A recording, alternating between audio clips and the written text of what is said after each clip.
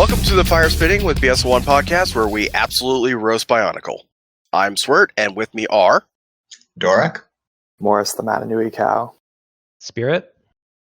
And I'm Swert. And hang on. I should be and Spirit. Hang on. No,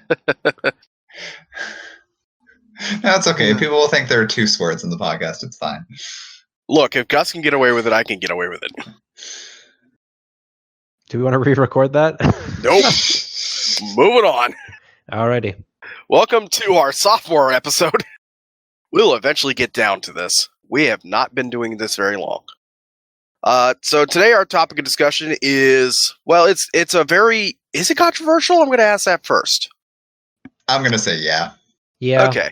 Because I feel like there's like a parabola of this. Why don't you introduce it and then we'll discuss if people All like right. it. The discussion is both the subject of alternative universes and pocket dimensions. So yeah, I feel like people who have a very passing interest in the story cannot stand this. People who have medium interest in the story, might find this pretty interesting. And then people who really dive into this, like we do, are very frustrated by all these contradictions and mistakes and confusingness. Yeah, so I mean, I guess as a concept, like it's obviously a sci-fi mainstay, right? Your alternate universe, your evil mirror universe, whatever. Like Star Trek did it many years ago. I'm sure there's some sci-fi stories that have done it before that. But like it's a classic. But does that mean we need it here? Right. It as you said, it's absolutely a classic trope in various different formats. You've got Star Trek, like you said, Stargate had their own version. But yeah, the question is, does Bionicle? I'm going to have to first off by say, no, I don't think it needed it in the first place. Like I get why you would do it. You want to explore what would happen. Like what are these stakes that we're dealing with? Like for some of these of like what happens when MtMNC dies? What would happen if Matora were unsuccessful? What would that look like? That's interesting to explore. It's not like a main part of the story. I'm okay with a what-if story all the same, but let me preface it by saying I think they did this maybe not the best. It wasn't handled the best way possible. Yeah. If that makes sense. I think that's fair for a lot of things. I think we can all agree. Yeah. Well, so I mean, my take on it is like, I want this alternate universe to do something basically, right? Like the whole point of Star Trek's mirror universe, going back to that, is to kind of just show you what these characters would be like if they were evil, and to show how hopeful and great it is that a nice guy and doing what they do.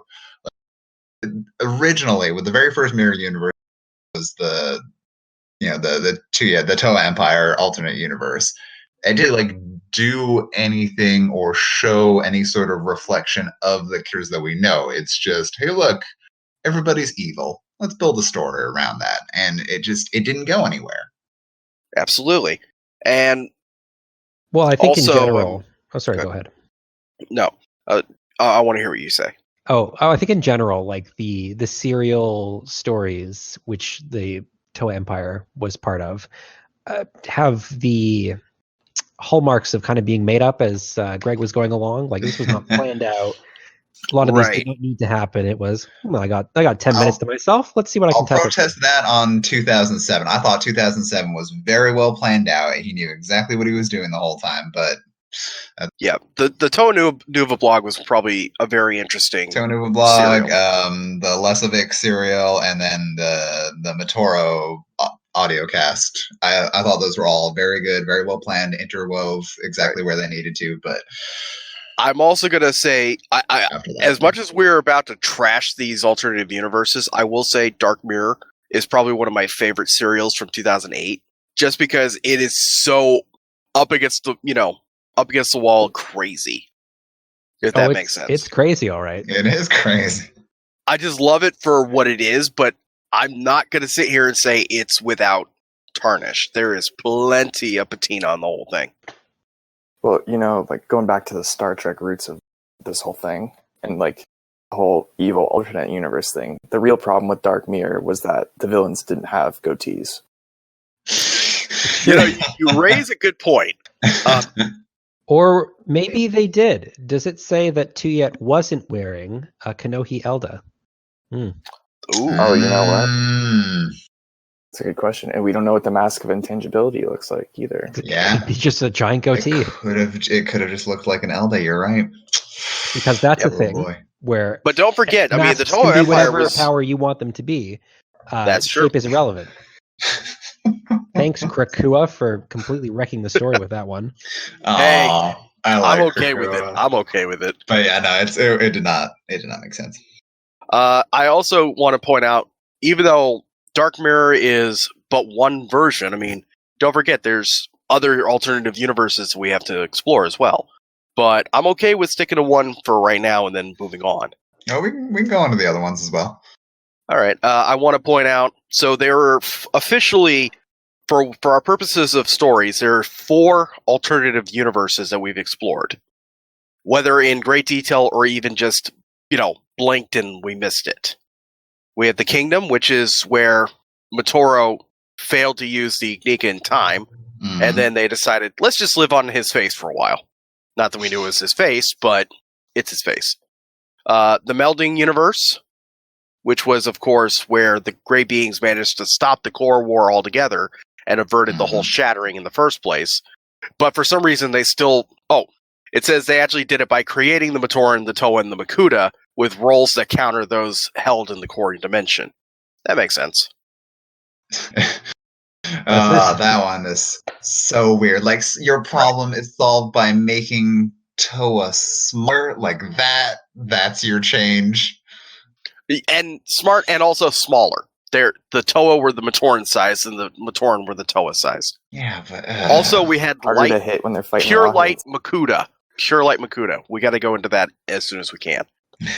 We also had the Spherus Magna alternate universe, which is where the Brotherhood of Makuta decided to remain benevolent and not to interfere with Matsunui's task, and that's where they successfully repaired Spherus Magna altogether.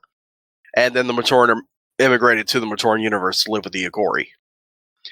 And finally, again, yes, the Toa Empire. We have touched base with them for a second. But those are officially our 4 main universes. There are other alternative universes, which we can go into a little later as just a briefer. Well, one thing I realized in briefly skimming these articles is I think part of the problem with how the alternate universes are presented is that it's very easy to access them. Brutaka can just go there whenever he wants. And then Vizon happens. And he's just the worst. Literally the Vizon worst is character. Yeah. Like, I get he's trying to be funny, like a funny character, but he is not. Maybe we should set aside a whole episode for Vizon as well. He'll get his own episode. Yeah. Proper roasting. We'll come back. Coming soon to Firespitting with BS01, the Vizon episode. Look for it in like 50 months. I don't know. Whenever we decide not to do it. But like, if anyone can go to an alternate universe whenever they want, this is kind of like the Rick and Morty problem of like, why don't you just go to a world where everything is exactly how you want it? Well, why didn't Brutaka just do that when Very he true. lost faith in Matanui or thought he was dead or whatever? Just leave. Just like, it's like, all right, pack your bags. We gotta go. The universe is dying. We're good. Let's move on. Like, at least make it like a very difficult thing to do, a one-time thing. Like in Star Trek, it's always like, oh yeah, some black hole has collided with a quasar, and now we can go to the alternate universe. There's like limits and restrictions. Whereas here, it's like, yeah, sure, you can. And now we're in this parallel universe. Have fun. Right. Well, and that's what they explore. That's another problem I have with the concept in general is like, in some inside things, like, there's very specifically only like one opposite universe or, whatever. Here it's, he just brought it out. He's like, I can make any alternatives as I want. So there's an infinite amount. It's infinity. It's turtles all the way down. Right. And they actually do explore some of that concept. Like you said, in Rick and Morty, the problem is, according to Rick, they can only do it so many times because there literally is an infinite number. But all of the infinite numbers only match your continuity to a certain degree. Before there's another Rick that has to do the exact same thing. Reason. Like, if every problem that could be solved by just going to an alternate similar universe, then there's no stakes in the show. Realistically, if there are an infinite number of alternate universes, it's infinity. Right. Well, and that works for parody. That works for comedy, but that doesn't work when you're trying to tell a serious story about it. Right. And the other problem I have with it is, if now that we've opened up the bottle of, oh, look, there's an alternative universe, I kind of want to stay in that universe now just to explore it more. Because what's the point in sticking around in the core universe? I already expect that's going to be wrapped up within 2 years. Let's go explore the kingdom. Let's see what they are going to do. Or, you've opened up the bottle. Now you're not going to be able to shove it back in. Well, and Greg did eventually say that the universe that we are in, what the main story happens, the quote unquote prime universe. But I think that's just because he kind of realized that he didn't have the energy to explore every single what if, which is another thing. Like, Greg longest time basically refused to answer like what if questions. He refused to answer hypotheticals, and then he goes and writes an entire story about one. Yeah, he goes to write 4 stories. In the same He goes on to write, yeah, exactly. Yeah, because he wrote the Kingdom and then he wrote the Toho Empire back to back, relatively speaking. Because the Kingdom did come out first in a 2-part. I can't remember if he published it first. Dark Mirror came out first, and then in Swamp of Shadows, Secret Ever, there was a code you could put into Bionicle.com, which back in the day was the coolest thing ever. But absolutely. And then you could download the Kingdom as a short story. Right. Oh man, I wish we could go back to those times. But yeah, I mean, I think what for really multiple reasons, obviously.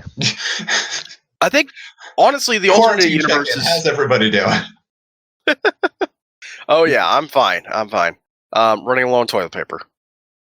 Just go into an alternate universe where time flows more slowly. How about I just go to an alternative universe that has a bunch of toilet paper but no corona? That would make life easy. Oh, but now you got to ask, why do they have all this toilet paper? I'm not complaining. Could be that corona causes something even worse. Dun, dun, dun. Don't go messing with alternate universes. That's all I'm saying. Right. Well, and so that's the thing. That could be like a parable. That could be, a lesson. There could have something learned from having gone to an empire. Instead, he got some important things for his quest, sure, but he didn't learn a life lesson or anything. That's what bugs me about it. I'm Did he get something going to important? stop you there. He picked up some knowledge from another story, but it was not in an alternative universe. It was in a pocket dimension, which is another thing we have to discuss. Do you remember the City of Silver pocket dimension? Yes. Right. Was that supposed to be the Red Star? Is that ever? No, but it has the Castora. Shouldn't it have been the Red Star, though? Oh, it should have been the Red Star. Yeah, absolutely. it should have been. It should have absolutely just been the After we Red figured Star. out what the Red Star was, yeah, absolutely. The City of Silver totally should have been that. Though the funny part is you've got the city building creatures, which we are not sure who they were at the beginning. I mean, and then the Castora, and Takanuva is like, oh, I got to pick a side here. I'll just choose the ones that look almost like me, but not quite.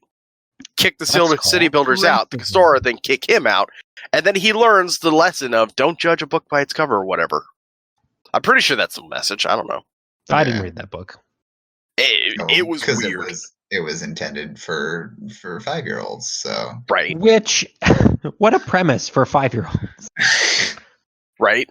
All right, so we got this magical robot with light powers and shadow powers now. You got to also read this other thing that was only released on the internet, really. And then he can go into a parallel universe. Now, to understand why he can do this, you got to go back to 2006. And while you're at it, you may have to look at 2001 through 2003, but then go back to 2004, 2005 while you're at it. And I'm sorry, you weren't alive that time? I'm sorry. Well, and here's this monster. It's based on some total rando made for another book that we did in 2005. Don't ask me how we got the rights to this, but it's what it is.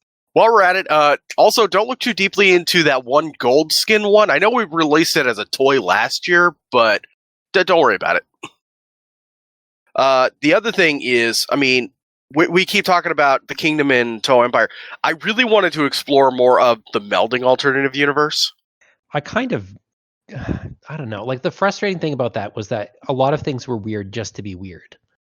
This is true, but when you stop to look at it, it makes a little sense, because if you look at our, or what we consider the Prime Universe, not our universe, but the Prime Universe of Bionicle, they had the Shattering, but then they created the Toa and the Matoran and the Makuta the way they are, and things just keep getting separated. So wouldn't the logic, I guess, be build it the opposite way and all of a sudden nothing shatters? I'm sure that's not the right logic, but it kind of makes sense to somebody. Yeah, I don't know. Like, there's lots of just weird stuff. Just briefly reading through this, like, don't they just like run into like really weird stuff that never gets explained? Oh, that's just the alternative universes in a nutshell.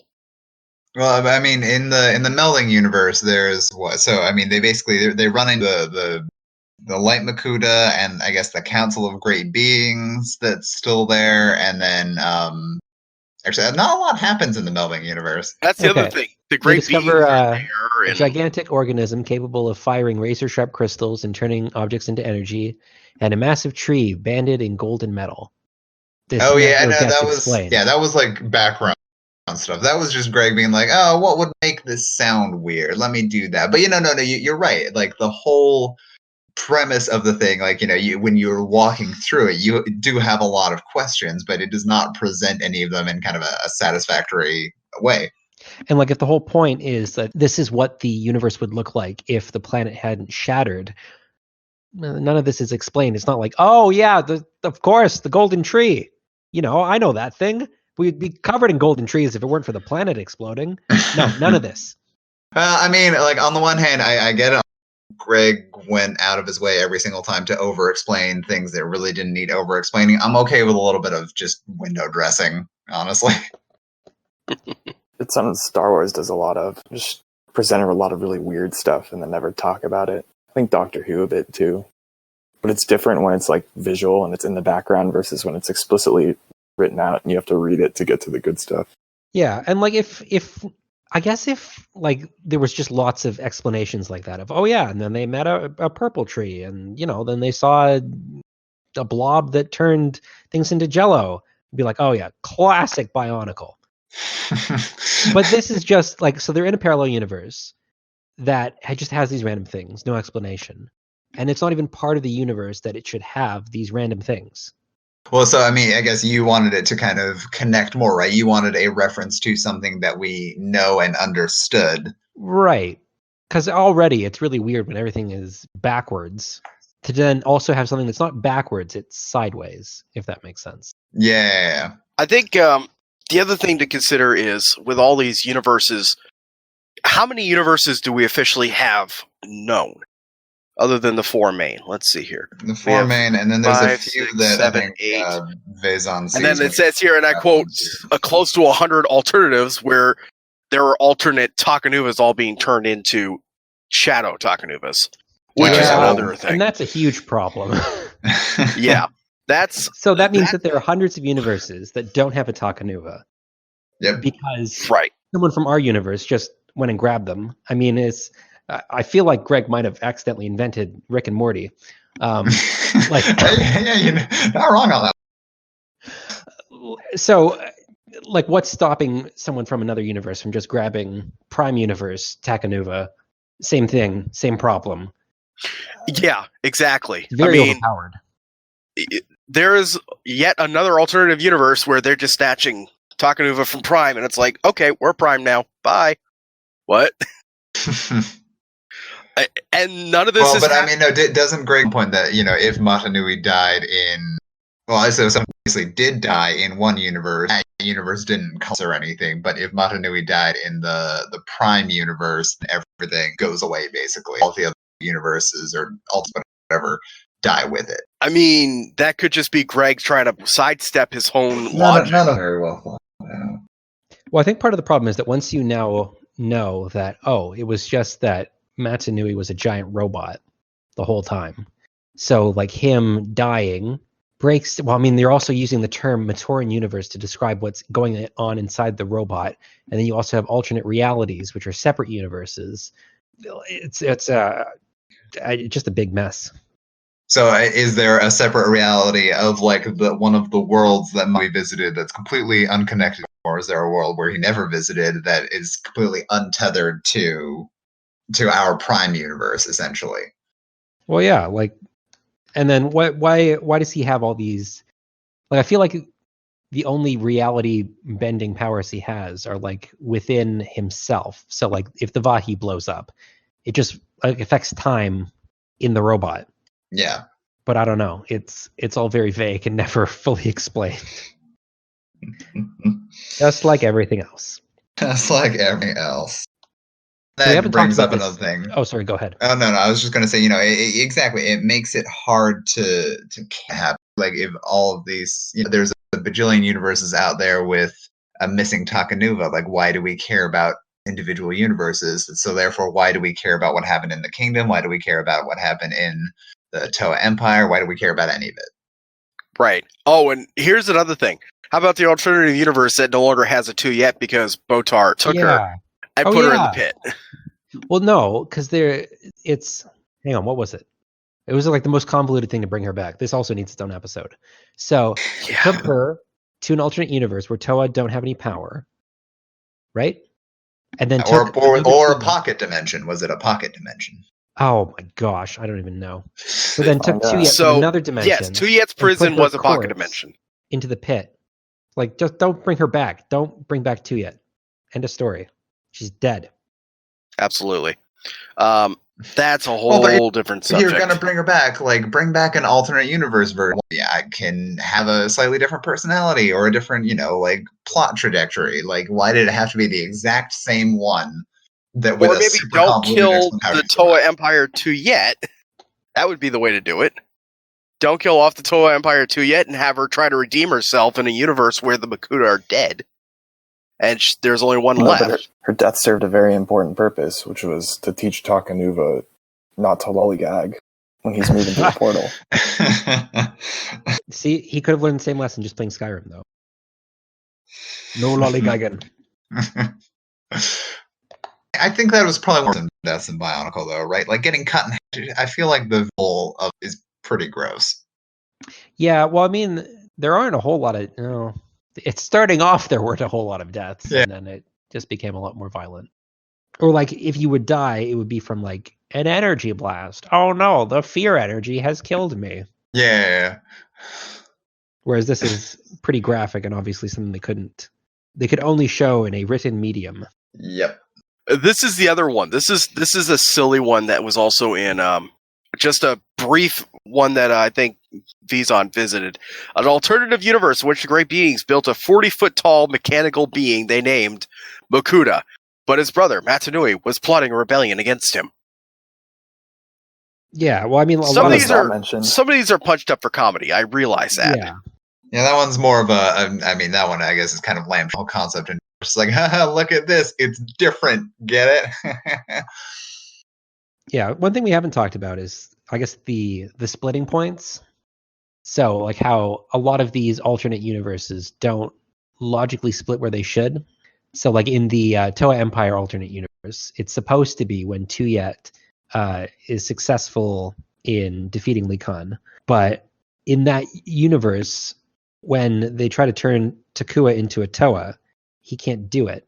So that means that the split actually happened 100,000 years prior, because Takua was the first Matoran creature ever made. So it's like a false split. So they should have prepped his destiny before then. Okay.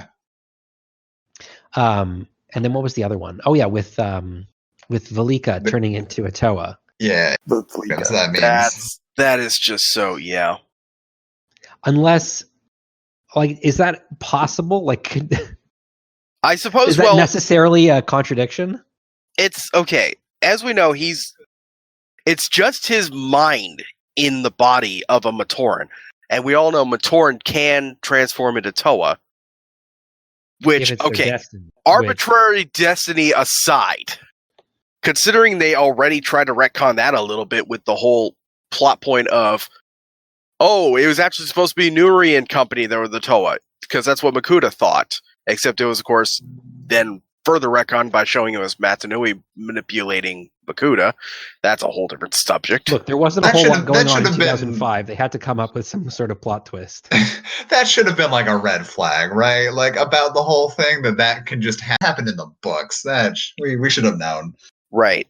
But my point is, I mean, it's reasonable to assume, first of all, the fact that they were able to turn Balta into a Toa. I mean, not Balta, I mean Tanda, the Toa of Light.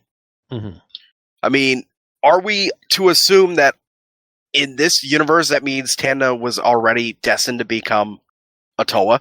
Are we to assume that he's always been destined to become a Toa? Why did he become a Toa to help fight the Makuta? What is our concept of destiny? Is it something that has to happen, or is it something that has the potential to happen? Because if it's something that has to happen, That has to happen.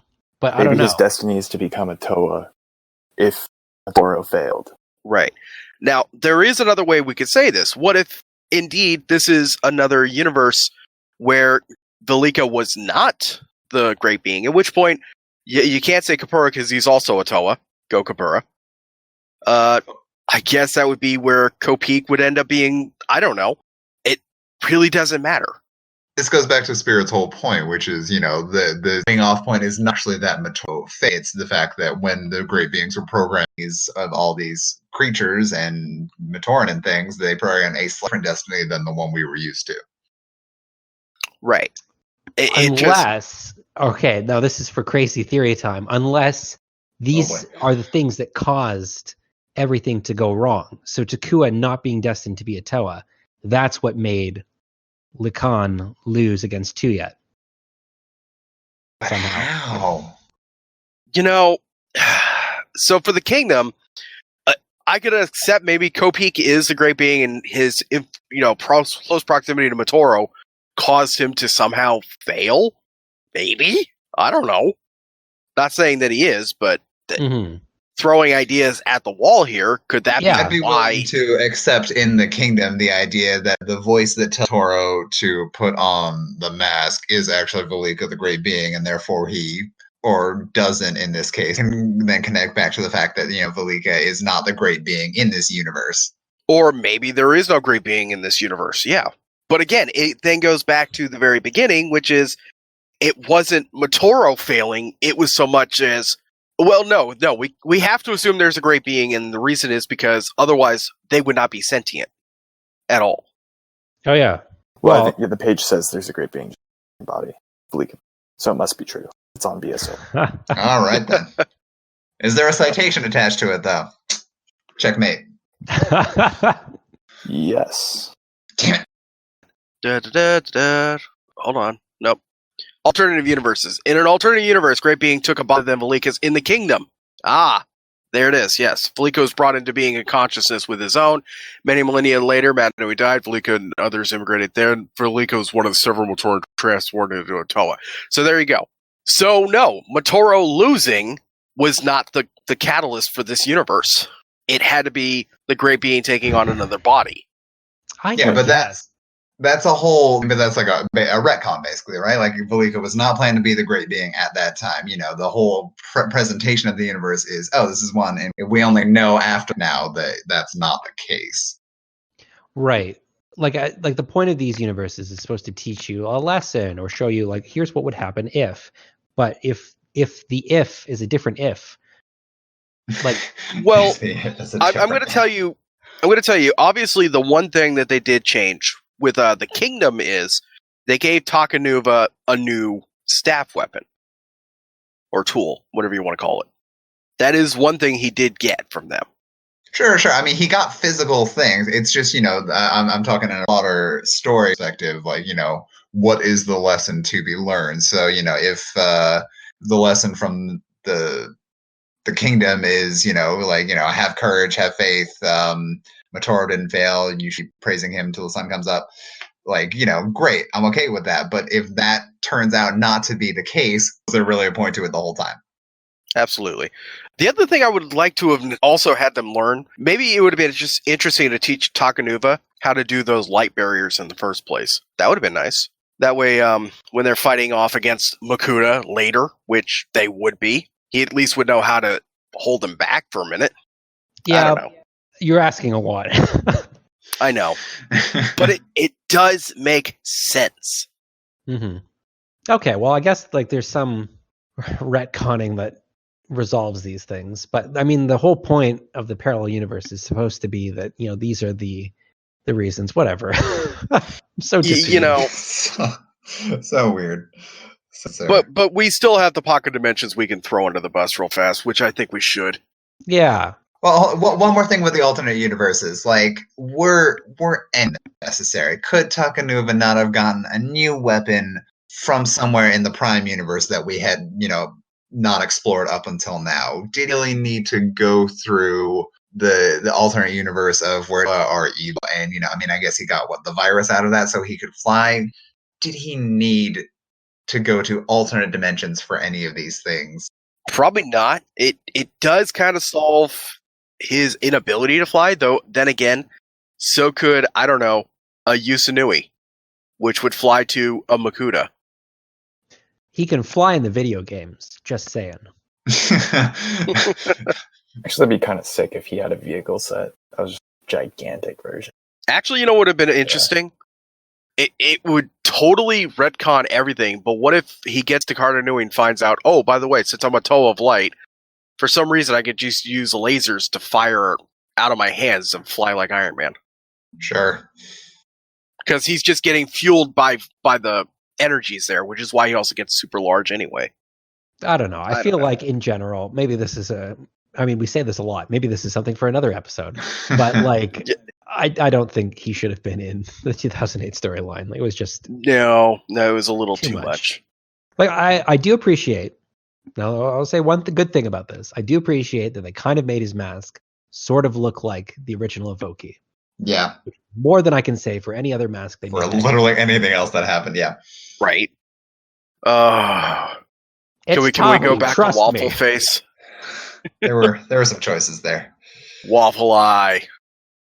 But yeah, no, I do want to go into the pocket dimensions as far as discussing them. Obviously, I don't want to go in them because one of them is literally the Field of Shadows. Which is, that one is okay. I'm okay with the Field of Shadows. It makes sense. You would expect there to be a dimension which is just completely void of light, because whenever you talk about a pocket dimension, you would think, okay, it's literally something that's just right there. You can't access it directly, but it's there. I could see a pocket dimension with no light in it. That makes sense. No, you can't because there's no light. You can't see it. Ha ha ha. But then you get the pocket dimension with the City of Silver.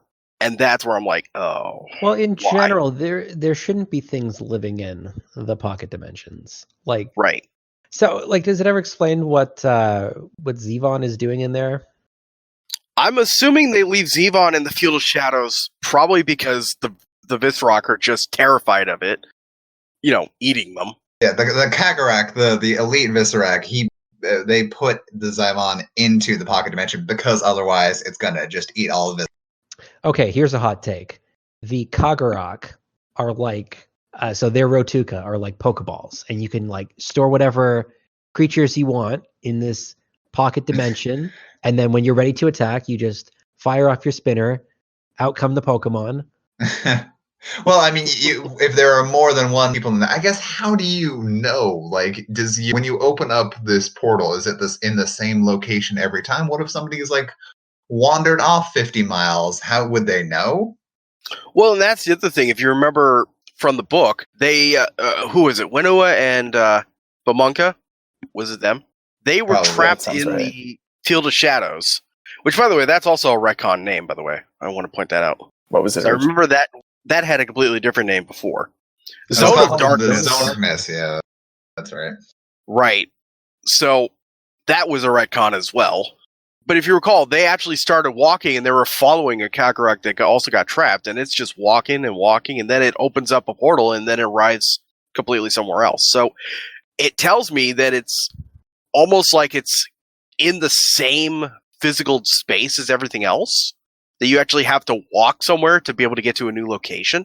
Is that possible? Could it literally have just been an alternative dimension and not a pocket dimension? But not necessarily an alternative dimension? Oh man, what if this is what happens when Matanui dies and you're still stuck in the Matoran universe? It's just all darkness all the time. Well, and it's interesting is they introduced in Federation of Fear a dimension of light for some reason, which is a pocket dimension that's populated by beings of solid light that feed on shadow. The occupants feed on shadow there.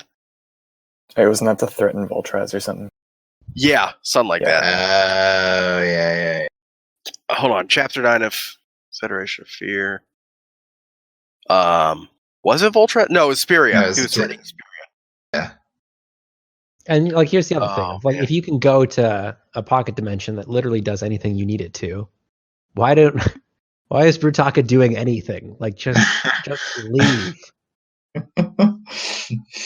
Yeah, why didn't transport himself to a universe where there's, hot chicks and beers everywhere? Yeah. Exactly. Or, I mean, well, his big thing is power. So, like, I mean, more realistically, like, transport himself into like a vat of Makuta juice. Right. Oh, and here's another one. Then there's Vanisher's pocket dimensions. Note I say pocket dimensions. And apparently that's where he traps enemies' energy attacks, and then he opens them up. He can store them for however long he wants, and then release it back on a target. So, Vanisher is absolutely your analog for a Poké trainer. There it is. There you go. It's canon. Right? Firebolt, I choose you! Poof. Dimensions of meaningless time and space. There are dimensions that the Toanuva Gali saw when Dalu severely enhanced Gali's vision with her charges. Oh, yeah. Remember that? Yeah. Where she started seeing, like, the meaningless time and space inhabitants and all that stuff, their life forms, like anything we've seen. She saw Microscopic. Why did that have to be a pocket stuff. dimension? Why couldn't she have just been going a little bit cuckoo bananas? Like, why did that have to specifically be a pocket dimension? It could have just been prototypes. She was literally staring at prototypes. That's what she was seeing. I mean, have you seen what they look like? They're realm. Crazy. The vision was so good. Yeah, 2020 vision. Yeah. Dimensions of Makuta mass. Apparently there's dimensions which Makuta shift unused mass when they shapeshift. Why? Oh my gosh. Because then you don't have to deal with the Ant-Man problem. But I mean, they are gaseous cloud to begin with. You just have to say they've expanded their mass. Or if they're shrinking, they're just compressing it like gas. It's not that complicated. It's magic. Just say it works by magic. Yeah, right, exactly. You don't have to anamorphistic stuff, okay? That's a reference that somebody's going to laugh at. This is what it's all about. It's all about overthinking things. Yeah. Oh, man. And then, of course, we run it right back around to the pocket dimension that Tuyet is held captive in for 1,500 years. It's entirely devoid of any Toa, so she's not able to absorb their power with the Nui Stone. Why not just send her to, like, the moon or something? Or, I don't know, send her to the Red Star, because apparently there are no Toa up there. Yeah. Oh, well, yeah. Wait, how are there no Toa there? So many people died. So many Toa died. Yeah, there would be. That's Isn't Lecon up there? Lecon is a Taraga. That's not the same. Yeah, but He I mean, doesn't there's have a any whole Toa bunch of energy. Toa that the Dark Hunters killed and all that, so they would... Mhm. That's true. That's true. But then you could rescue them. Okay, but she'd be too busy. They tried. And then But the serials ended. Yeah, but then she would be too busy smashing up the Red Star, which is already broken anyway, so where's the problem here? Now this is the alternate universe I need. But yeah, I could easily explain away every pocket dimension stuff to a certain degree. Obviously, City of Silver, pocket dimension, cut that out, make it the Red Star. Problem solved. And you would have also been able to introduce Takanuva with another life lesson, being able to learn from, say, the Masters of 4, such as, wouldn't it be interesting to see Takanuva interacting with Taraga Lacan or literally anybody? No, but you got to make the book for 5-year-olds. Yeah, they're not going to know who Lecon is. Come on. But they are going to understand alternate universes. Definitely. Pocket dimensions. The dimension of Makuta Mass. Get rid of that. Ew. That was probably only made because someone asked Greg a question. I mean, Yeah, going back to the City of Silver for a second, like why, when Greg was writing the new serial, when he introduced the Red Star and the Castora, I think they were called, and all of them on it, why did he pick them? That is a good question. Like, what was going through his head? Yeah, the whole thing, it just doesn't make Doesn't any add sense. up, I tell you. All I'm seeing here is the Castora or a biomechanical race created by the Great Beings. The question is, were they the prototypes for Matoran? And were they just so uncontrollable, that's why they just literally trapped them all on the Red Star? We'll buy it. never know. The world may never know. Here's the thing. It does say, early on, the Red Star malfunctioned, and the Castora found they could no longer send revived beings back down in the Matoran universe. Hoping to locate the source of the problem, the Castora dissected some of these beings, and when Gardas was revived on the Red Star, the Castora encountered him and came to blame him for the malfunction. For reasons. I mean, have you seen him? He's obviously to blame. Yeah, he's had a rough life. That's another episode, I'm sure. Huh, no image of him as a Matoran. Fascinating. I wonder why. Why would And there then have been? 80,000 years later, so probably about 10 years later, can we really talk about the scaling of years? Yeah, that's its own episode. Yeah. Yeah, we're going to have to tear that one apart. I remember somebody came up with a math formula that they suggested for how to really calculate time between each character or every year timeline. Like it's take the number divided by 1,000 and then divide it even further by something or another, and then you get the true age. I don't know. By that same logic, the entirety of 2001 to 2003 lasted for approximately 20 minutes. Yeah. I think is what we boiled it down to at that point. Well, people are speedrunning Mnog pretty quick these days. That's true. Oh, Takua's traveling across the island, and it takes him all of about 3 minutes. Man, that little boy can run. Well, technically, that is one of the abilities that Matoran can have. That's another discussion. And it's why Actually, Kapora would have been a great Avatar. Whatever. Or even a great being. Yeah. Not bitter about that. Yeah, exactly. Actually, you know what? I think it would have been interesting to have all of the, like, I'm okay with Takua being one of the Abmatorans in Takoro. That's fine. I kind of wish there had been more Abmatoran scattered amongst the population. Just there all over the place. There was. Mydak. But we never saw them. And maybe anyone who doesn't turn into a Toa, they've all got potential to be an Avmatoran secretly. Maybe Maku is an Abmatoran. Oh, snap. She and Huki can finally get together. Hooray! How much time we have left? It's 10 minutes. I think that's good. I think we can wrap it up early. Because the problem is there's not much to really talk about with them. We don't like them, but we have reasons to really like them. Oh, we talked about how they could be better. No, we already did that. No, I think we discussed this. We talked about how they could be improved. We talked about it. The number one thing is, if I'm going to pick any of the alternative universes to keep, let's ask that. Get rid of all of the alternative universes in canon, but you keep one to explore. And you get to explore it in detail as you would like. What would you pick? Oh gosh. I'll probably go with the Kingdom. I really like that. Kingdom's gonna die. I know, but I think that, just like from a narrative perspective, exploring like the despair of people living on a dying world, I think is fascinating. Agreed. So current events, got it. Yep. I'm gonna say. Sorry, I had to. If I had to pick somewhere to explore, Toa Empire, it'd be interesting. Because we never get to see a Toa who is not one of the main 6 types plus Takanuva. We do not. This is true. Love to see some more Toa. Love to see what does it look like with Toa running the show in the southern continent, in stealth, in wherever. Just get some side world building to answer questions that we never got in the Prime Universe. Absolutely. And Morris? Oh yeah, I'm with Dorek, the Kingdom.